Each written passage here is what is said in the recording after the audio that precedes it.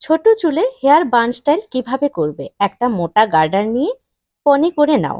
সম্পূর্ণ চুলকে দুভাগে ভাগ করে টুইস্ট করে শেষ অবধি গিয়ে ক্লিপ লাগিয়ে নাও। মাঝখানে চুলের সাথে দুটো কাঁটা লাগিয়ে নাও। একইভাবে আরেকটা পোর্শন করে নাও। ভিডিওটা সেভ করে রাখো, বান করার সময় লাগবে। যাদের ছোট চুল আছে তারা বান করার পরে একটু টেনে টেনে দিও, যাতে একটু ফুলে যায় ব্যাপারটা। আমি এখানে নাগচম্পা ফুল নিয়েছি, যেটা খুব সহজেই ঘরের আশেপাশে পাওয়া যায় বা নিজেদের বাগানেও পাওয়া যায়। তোমাদের কাছে যেই ফুলই থাকুক তোমরা সেটাই ইউজ করো।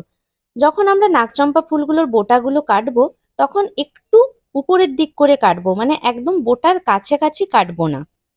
আর ফুলগুলোতে এভাবে কাঁটা লাগিয়ে দেব। তারপরে খোপার সাইডে এভাবে গেঁথে গেঁথে দিও। যখন আমরা নিচের দিকের কাঁটা লাগাই তখন আমাদের কাঁটাগুলো খুলে আসতে চায়, ওই জন্য আমাদের কাঁটার নিচে একটা করে ক্লিপ দিয়ে দিতে হবে।